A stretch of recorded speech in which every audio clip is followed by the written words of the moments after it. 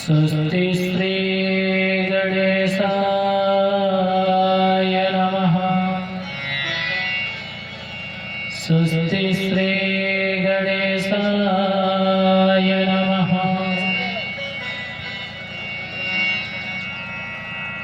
स्वस्ति श्री गणेशाय नमः। श्री वेदपुरुषाय नमः।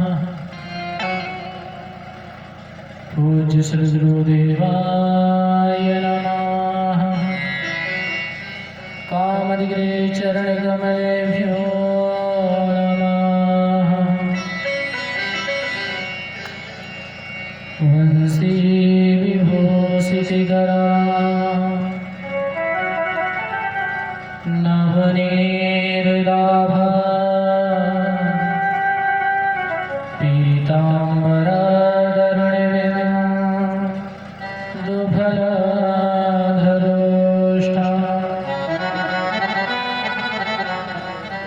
पूर्णेन्दुसुन्दरमुखा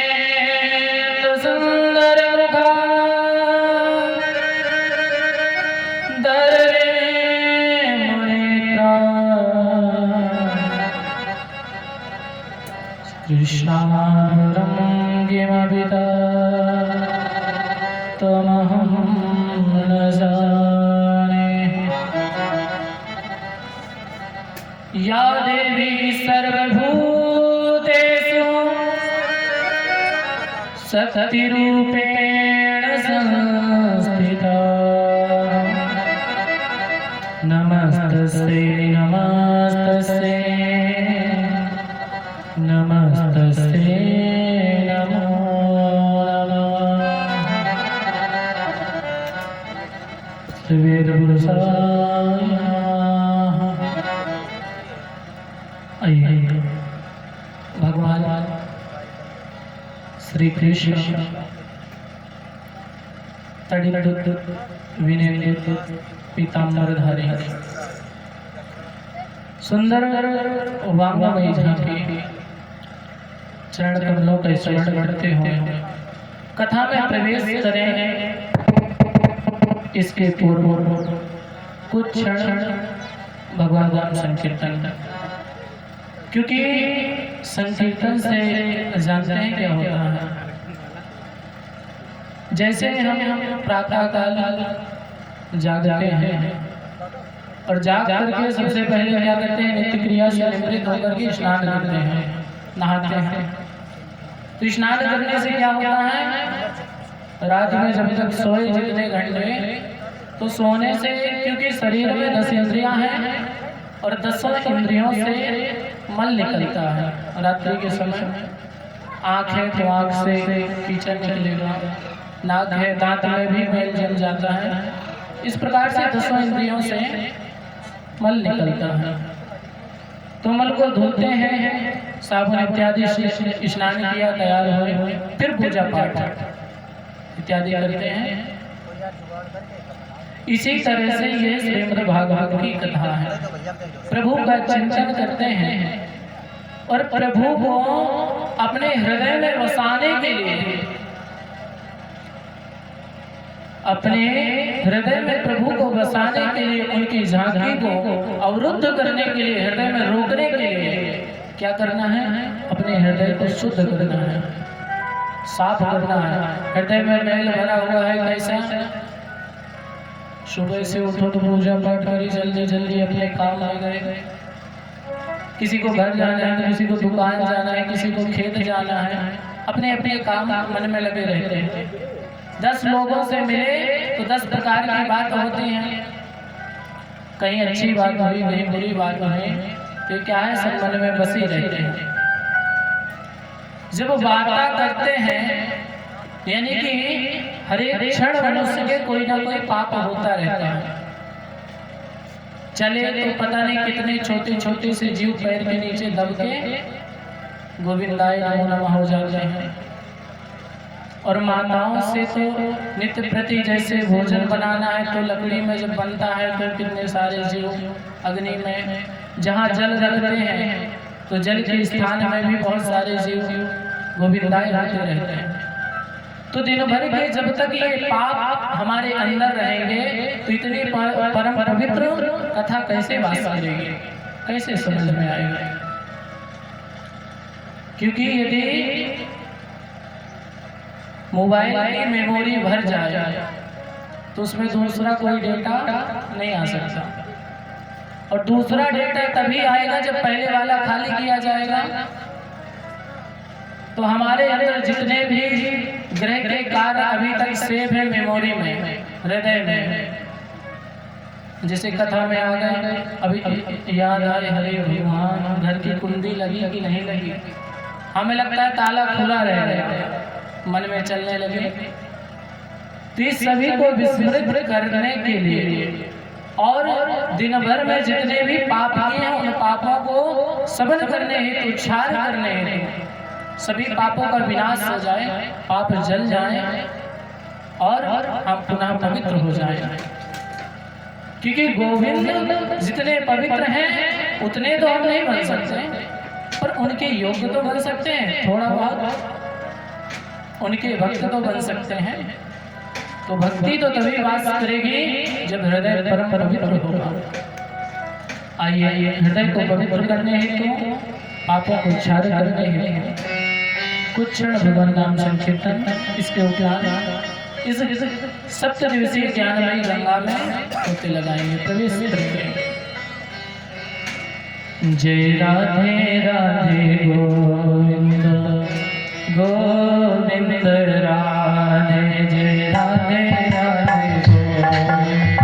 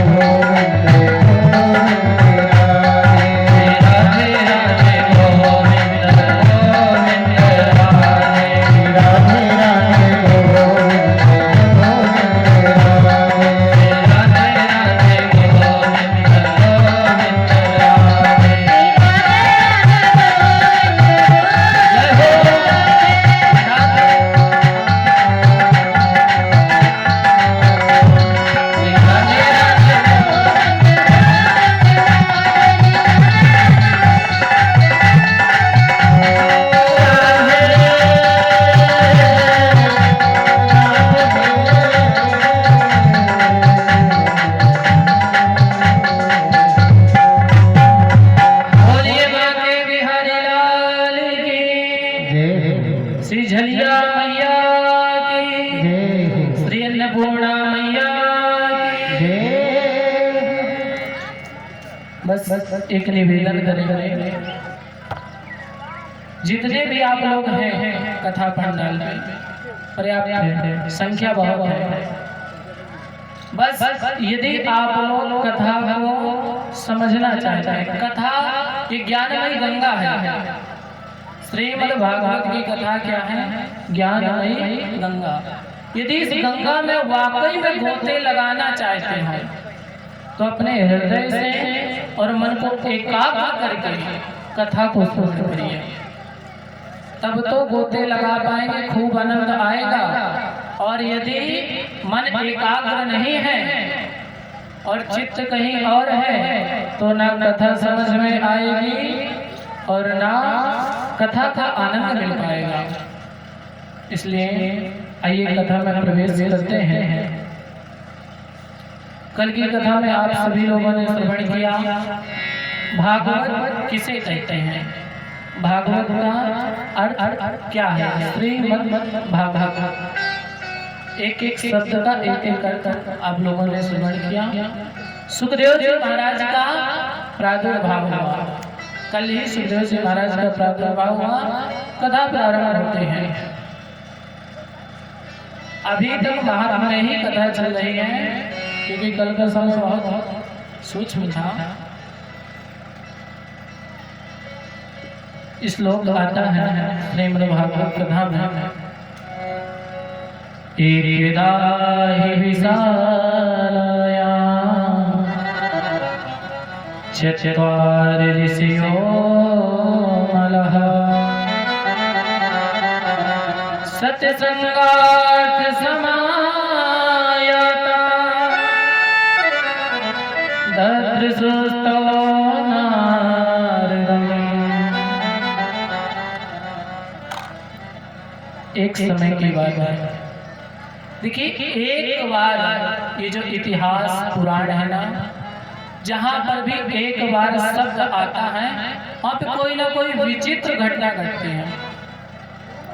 जैसे रामचरितमानस में जाए तो वहाँ भी आता है, एक बार भूपति मन माही भय गिलान मोरे सुत नाही। तो क्या एक ही बार गिलानी हुई है? जब पुत्र नहीं था तो लगभग चौथापन आ गया ना, तो कई बार मन में विचार आया होगा, जैसे जिसके पास भोजन ना हो तो नित्य प्रति भोजन की कमी तो खलती है, भोजन नहीं है। और जिसके घर में पुत्र ना हो तो प्रतिदिन व्यक्ति सोचता है, स्मरण करता है कि भगवान बस किसी तरीके से एक पुत्र हो जाए। विचार करते हैं, फिर एक ही बार। तो यहाँ पे जहाँ भी एक बार शब्द आता है तो कोई ना कोई विचित्र घटना घटती है। और ऐसी घटना जो कि ना पहले कभी घटी है और ना भविष्य में कभी घटित होगी, इतनी विशाल घटना घटती। और उस घटना को यदि समझ लिया तो मानो हमारे जीवन के हर एक क्षण धन्य हो गए। इधर भी यही आया है, एकदा ही यानी एक बार, एकदा ही विशाल, एक बार ऋषियों की विशाल सभा एकत्रित थी। कहाँ? नैमिषारण्य क्षेत्र में।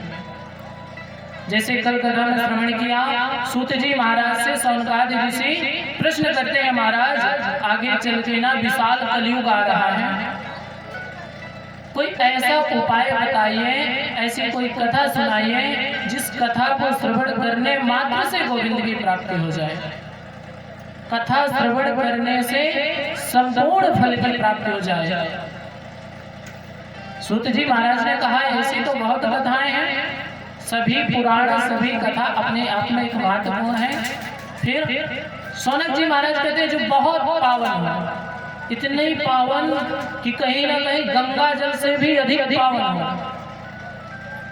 अच्छा, गंगा जल से भी ज्यादा पावन पवित्र और इतनी सुलभ हो कि कोई खर्च भी ना लगे और गंगा में स्नान भी हो जाए। अब आप लोग गंगा में स्नान करना चाहते हैं कि नहीं? तो गंगा में जो लोग स्नान किए होंगे, प्रयागराज गए होंगे, यहाँ तो कानपुर में ही है, लेकिन जो प्रयागराज का महत्व है वो अपनी जगह अलग महत्व है। तो यहाँ से जैसे प्रयागराज जाएंगे तो पहले तो घर से समय निकालेंगे, क्योंकि गृह कार्य सुनाना जंजाल, अनेक प्रकार के जंजाल है। समय निकालेंगे, फिर पैसा निकालेंगे, और पैसा खर्च करने में तो महाराज बहुत ही समस्या है। पैसा कितना भी आए तो कोई ये नहीं कहेगा कि बहुत पैसा आ रहा है यार, अब नहीं कमाना। लेकिन पैसा यदि खर्च करना पड़ जाए तो हर व्यक्ति सोचता है बहुत खर्च हो गया और अब खर्च ना हो। यदि गंगा स्नान करने जाएंगे तो पहले पैसा लेकर चलेंगे, फिर किराया, परेशानी, सब कुछ। लेकिन यहाँ पर सूत जी महाराज ने जो ज्ञान गंगा प्रादुर्भाव किया है, इसमें कोई खर्च नहीं, सिर्फ अपने घर से आओ, पंडाल पर बैठो। अच्छा, गंगा में जब स्नान करते हैं तो अगर सर्दी का समय है, जैसे अभी ठंड पड़ रही है, तो कई बार सोचोगे, एक बार स्पर्श करोगे, जय गंगा मैया, बहुत ठंडी है, कहीं गल तो नहीं जाएगी। दूसरी बार विचार बनाओगे, क्या धारा बहुत तेज है, कहीं ऐसा तो नहीं कि सीताराम गांव वाले ये कहे कि देख लो गंगा नहाने गए थे, जितने पाप थे सब चले गए, सीताराम हो गए, सब गोविंदा है। तो विचार बनाओगे सुरक्षित है कि नहीं, कितने गहरे में जाना है, उतने गहरे में स्नान करोगे, बिल्कुल लौट आओगे। यानी गंगा में जाने के लिए भी विचार बनाने और सोचना भी है, समझना भी है, सुरक्षित रहे। गंगा से भी कहीं ना कहीं इस शरीर को तो खतरा है ही, अगर शरीर बह गया तो लीला समाप्त। पर सूत जी महाराज की जो गंगा है, इस गंगा में कहीं कोई खतरा नहीं, चाहे सर्दी हो, चाहे गर्मी हो, चाहे बरसात हो, कथा पांडाल पर बैठो और कथा श्रवण करने लग जाओ, कोई खतरा नहीं। और जानते हैं गंगा की बीच धारा में जाने से खतरा, पर कथा की बीच धारा में तो कोई खतरा है ही नहीं। चाहे किनारे आओ, चाहे बीच में आओ, चाहे एकदम लास्ट तक जाओ। क्यों? श्लोक यदि 7 दिन की कथा नहीं श्रवण कर सकते हैं तो 1 दिन की श्रवण कर लीजिए, और 1 दिन की नहीं तो 1 घंटे की, 1 घंटे की नहीं तो 1 श्लोक, और 1 श्लोक नहीं तो आधा, और आधा भी नहीं अगर सुन पाए। जैसे गंगा में नहाने का मन है, पैसा नहीं है, फिर क्या करोगे? सोचोगे हे भगवान कभी भाग्य जगे हम भी गंगा जी का स्नान करें, तो गंगा स्नान करोगे तो पुण्य मिलेगा। लेकिन सुखदेव जी महाराज कहते हैं इस गंगा का क्या करना है आपको, स्नान करो या ना करो। आप गंगा के समीप जाओ, किसी ने कहा महाराज बहुत ठंडी हुई, धन ना हुआ, कथा नहीं करा पाए, फिर क्या करेंगे? बोले कुछ नहीं, गंगा के पास तक तो जाओगे, किनारे तक। बोले हाँ महाराज किनारे जाएंगे, तो 1 श्लोक तो श्रवण कर लोगे, 1 श्लोक श्रवण कर लेंगे तो आचरण कर लो, 1 श्लोक का अर्थ भी समझ लो। तो किसी ने कहा सुखदेव जी महाराज श्लोक का अर्थ तो बहुत बड़ा होता है, तो कथा सुनने जाए घर के काम काज छोड़ के और व्यास जी एक श्लोक को बोलना चालू करें तो ये श्लोक में पूरा दिन बीत जाए। श्लोक का अर्थ तो बहुत बड़ा होता है। फिर बोले क्षण मात्र क्या करो, सिर्फ गंगा के दर्शन करके लौट आओ। एक श्लोक आधा ही समझ लो, पर कैसे, ऐसे नहीं कि घर से तो आ गए, बैठ गए और खंभा लिया अच्छा सा और टिक के सो गए, ऐसे में कहीं उद्धार होगा। तो ये कथा कैसे है, कृष्ण प्राप्ति कर्म सस्सा साधनम तद्वै गुणः। ये कृष्ण को प्राप्त कराने का एक साधन है। भगवान जिसको मिल जाए तो उसको तो सब कुछ ही मिल जाता है।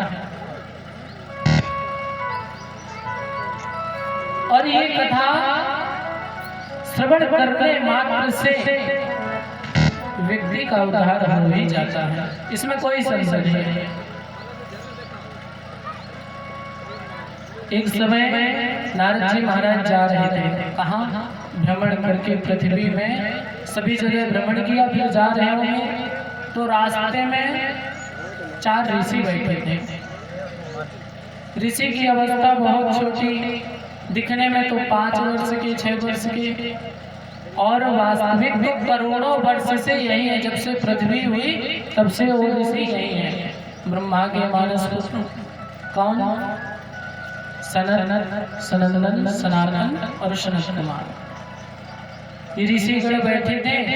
नारद जी महाराज को देखा। अब नारद जैसे परम विवेकी संत, इनको देख करके तो नारद जी किस अवस्था में थे? नारद जी बहुत चिंता में पड़े थे। नारद जी जल्दी भागे चले जा रहे थे।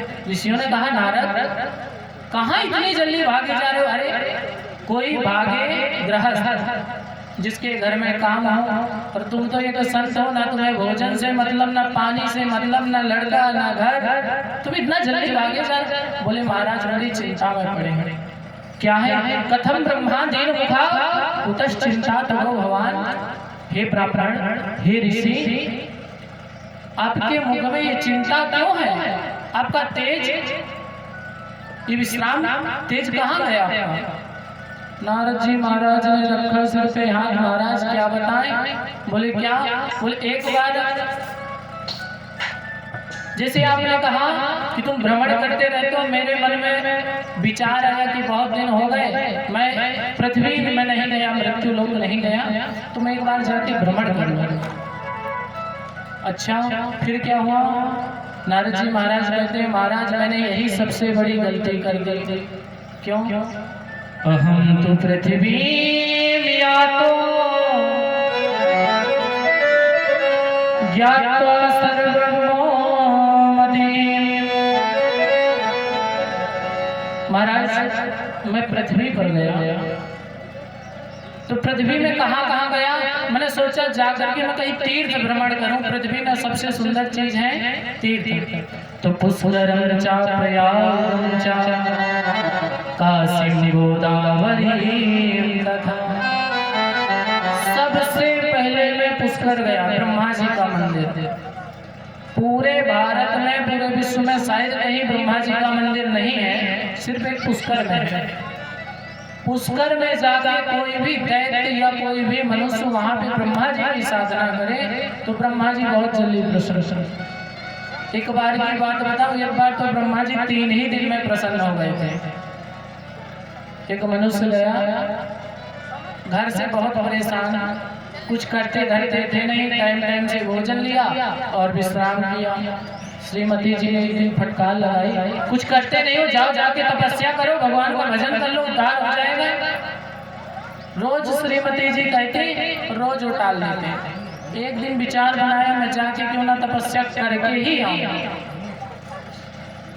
श्री महाराज तपस्या के लिए निकल पड़े, सीधे पुष्कर गए। 3 दिन तपस्या किया ब्रह्मा जी की, भोजन पानी सब कुछ छोड़ करके। नई भक्ति, नया वैराग बहुत जोर चलता है। 3 दिन सब कुछ त्याग करके पूजा की, तपस्या की। तीसरे दिन ब्रह्मा जी स्वयं आ गए, बच्चा वरदान मांगो।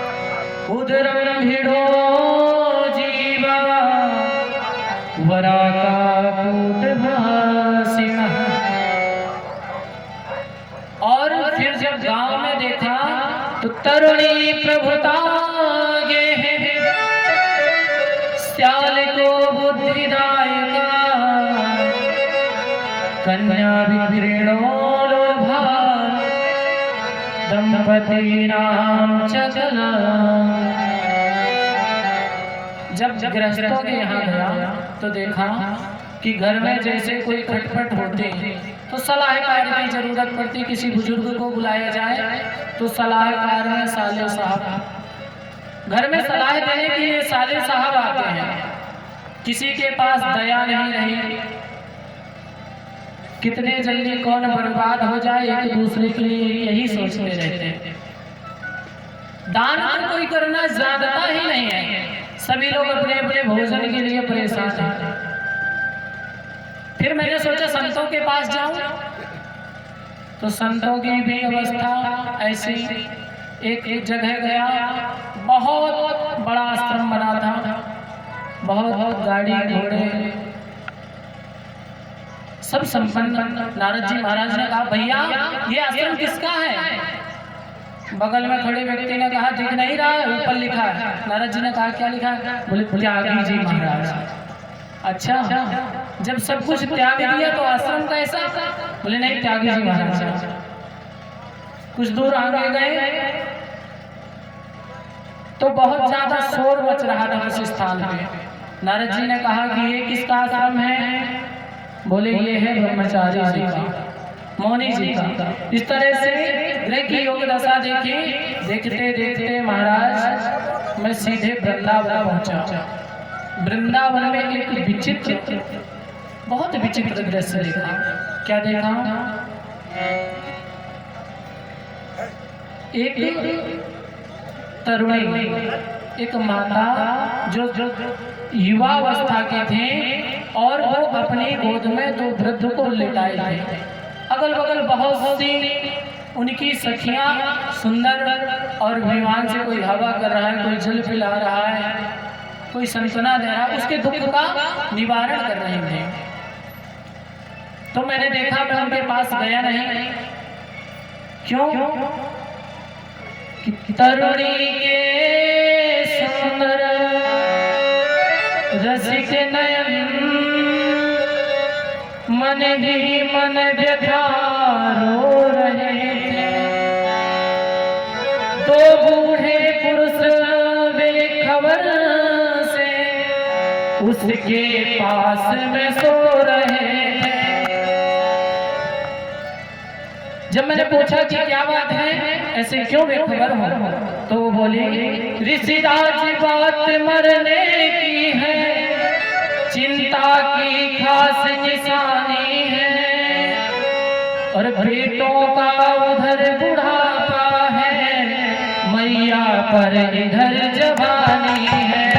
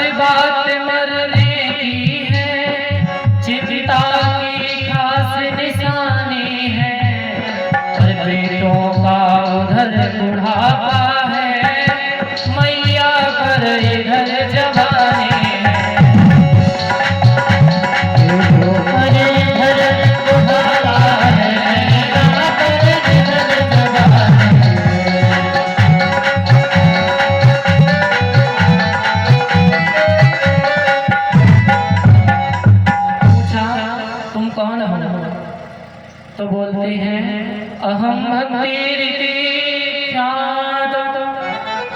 इमो में तनयो मतो ज्ञान वैराग्य नामानो काल योगेन जर्जरो। महाराज मेरा नाम भक्ति है। अच्छा, आपका नाम भक्ति है? हाँ, और मेरे जो गोद में दो दो वृद्ध लेटे हुए हैं, ये ज्ञान और वैराग्य है। नारद जी ने कहा ये तो विचित्र दशा है, माता ऐसी लग रही है जैसे 16 वर्ष की हो और पुत्र लग रहे हैं जैसे 150 वर्ष के हो, ऐसा कैसे? भक्ति बोली महाराज मैं कोई साधारण नहीं हूँ, मैं कृष्ण को प्राप्त कराने वाली भक्ति हूँ। अच्छा, ये पुत्र नाम ज्ञान और वैराग्य है। जब किसी को वैराग्य होता है तो घर छोड़ करके गोविंद की तरफ दौड़ते हैं, और जब किसी को ज्ञान होता है तो साधना करते हैं, साधक बन जाते हैं। और जब तक ज्ञान है और वैराग्य है, परंतु अगर उसके हृदय में भक्ति नहीं है तो परमात्मा नहीं मिलेंगे, बिना भक्ति के नहीं मिल सकते। तो भक्ति का होना अत्यंत आवश्यक है। भक्ति कहते हैं मेरे दोनों पुत्र हैं, ये वृद्ध हो गए हैं, मैं तरुण इसलिए हूँ क्योंकि वृंदावन में हूँ। तो कहाँ से आए हैं? उत्पन्नाद विनेशाहं वृद्धिं कर्णाटके गता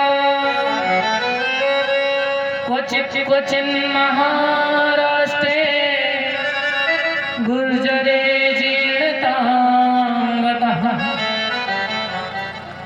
मैं ना भक्ति कहाँ जन्म हुआ है, भक्ति का कहाँ पैदा हुआ है? भक्ति कहते हैं महाराज उत्पन्ना, मैं द्रविड़ देश में पैदा हुआ हूँ, द्रविड़ देश में मेरा जन्म हुआ। वृद्धिम कर्नाटक में मैं पली बड़ी हुई, और कहीं कहीं महाराष्ट्र में पूजी हूँ। जब तक गुजरात आई हूँ तो गुजरात में भक्ति हो गई खत्म, तो गुजराते जीर्णताम गताम अपना वृद्ध हो गई। पर धन्यम वृंदावन, वृंदावन धन्य है क्योंकि मैं वृंदावन में आकर के नाम पुनः नवीन हो गई, पुनः ऐश्वर्य को प्राप्त कर लिया। पर महाराज मेरे दो जो पुत्र हैं ये अभी तक उसी अवस्था में लेटे हुए हैं, कुछ ऐसा जतन करो कि ये भी पुनः चेतना आ जाए। नारद जी महाराज ने कहा अच्छा। नारद जी ने कहा कि हम भी कोई कम योगी थोड़ी है। तुरंत हाथ में जल लिया और गीता का पाठ प्रारंभ कर दिया। गीता का पाठ पिया, जल पढ़ा और जल छोड़ा, तो ज्ञान वैराग्य को थोड़ा सा चेतना आई। जैसे कोई बेहोश पड़ा और जल छोड़ा, थोड़ा सा चेतना आती है। गीता का पाठ पढ़ के जैसे छोड़ा, तो ज्ञान वैराग्य को चेतना आई, लेकिन चेतना आते आते और फिर से जैसे के तैसे। फिर नारद जी महाराज ने वेद वेदांत पाठ, वेद का पाठ किया, वेदांत का पाठ किया, उपनिषद का पाठ किया, और बताएं नारद जी कहते हैं गीता पाठे मुहुर्मुहु, गीता का तो बार बार पाठ किया कि उठ जाएं, खड़े हो जाएं, उठ जाएं। सनत कुमार कहते हैं तो क्या हुआ? बोले महाराज हुआ कुछ नहीं, फिर जैसे तैसे। फिर बोले वहां पे आकाशवाणी हुई कि नारद जाओ सत्कर्म करो। तो सत्कर्म कैसे हो? नारद जी तुरंत भागे भागे बड़े बड़े ब्राह्मणों के पास गए, संतों के पास गए कि मैंने वेद वेदांत पुराण उपनिषद सब पढ़ दिए, पर ज्ञान वैराग्य चेतन अवस्था में नहीं आई, इनके लिए उपाय क्या करें? किसी ने कुछ कहा, किसी ने कुछ कहा, किसी ने कह दिया कि कह दो कि महाराज जी नहीं है। नारद जी बोले संतोषजनक कोई उत्तर नहीं आया। तो सनत कुमार कहते हैं नारद जी महाराज जो करते रहोगे भजन धीरे धीरे, भजन धीरे धीरे तो मिल जाएंगे वो सजन धीरे धीरे।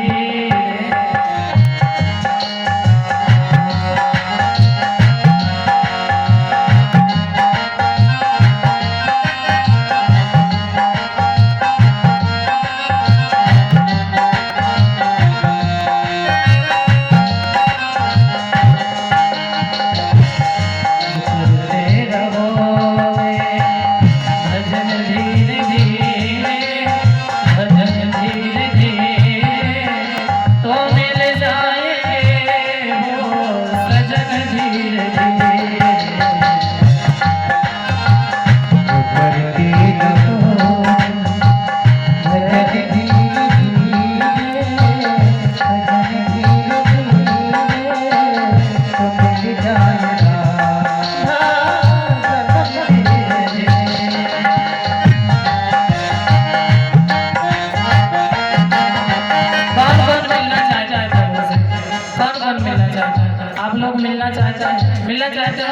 थोड़ा सा हाथ उठा दीजिए। यदि हाथ में दर्द ना हो तो उठा दीजिए, और अगर दर्द कर रहे हैं तो कोई बात नहीं। आप भी मिलना चाहते हैं तो कैसे मिलेंगे? ऐसे हाथ बांध के, मुंह बांध के ऐसे मिलोगे तो भगवान आ जाएंगे क्या? ऐसे आएगा, बुलाना पड़ेगा। दोनों हाथों को ऐसे एक दूसरे से मिला करके कर्तन ध्वनि के माध्यम से भजन करेंगे, तब मिलेंगे। अगर उनसे मिलने की दिल में तमन्ना, अगर उनसे मिलने की दिल में तमन्ना, अगर उनसे मिलने की दिल में तमन्ना, अगर उनसे दिल में तमन्ना, तो अगर उनसे मिलने की दिल में तमन्ना, दिल में तमन्ना, तो करो सुधियाता। क्या करना है? सभी लोग बुजुर्ग हैं और मुझे खुशी है कि आप जैसे बुजुर्ग और ब्राह्मणों के बीच में कथा करस्तान कराने का अवसर है। तो करो सुधियाता, कर धीरे धीरे, कर धीरे धीरे, तो मिल जाएगा वो सजन धीरे धीरे।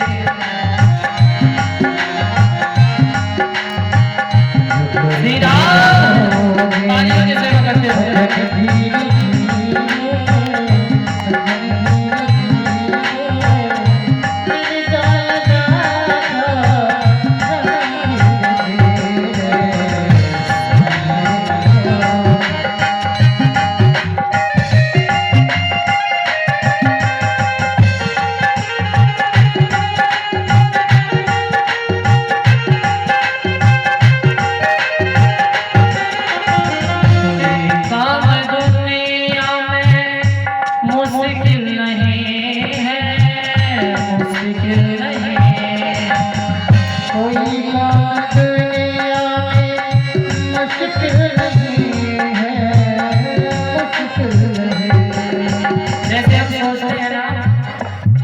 आज तो कथा में जाना बहुत ही मुश्किल है। क्यों? भोजन नहीं बना पाए, और भोजन तो बन गया लेकिन क्या करें, खाने वाले नहीं आए अभी। तो जब सबको खिला देंगे तभी जाएंगे। तो कोई दूसरी माता कहती है कि अरे आ जाएंगे तो खा लेंगे, एक ही दिन की तो बात है, चलो चलो। अरे बहन तुम्हें क्या है, तुम तो चली जाओगी कथा सुनने, यहाँ दुर्दशा हमारी खराब होगी। मन में ऐसा लगा रहता है। और शायद एक दिन भोजन रख दो और बता दो कि कल हमें कथा सुनने जाना है, तो क्या आप भोजन कर लोगे? तो कोई बात नहीं, धर्म के लिए कौन रोक सकता है? पर मुश्किल बना लेते, बहुत मुश्किल। आज तो हम नहीं जा पाए, तो साधक के लिए कोई काम मुश्किल नहीं। कहते हैं कोई काम दुनिया में मुश्किल नहीं है, मुश्किल नहीं है।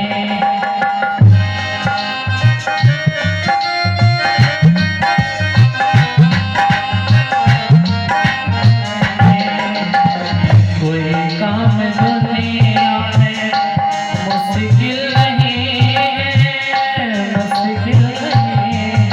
क्यों? जुड़ते रहोगे यतन धीरे धीरे, प्रयास धीरे धीरे प्रयास करोगे कि जाना है जाना है। अरे एक दिन नहीं जा पाओगे तो क्या, दूसरे दिन नहीं कहीं हमें जा पाओगे तो क्या, तीसरे दिन तो जाने के लिए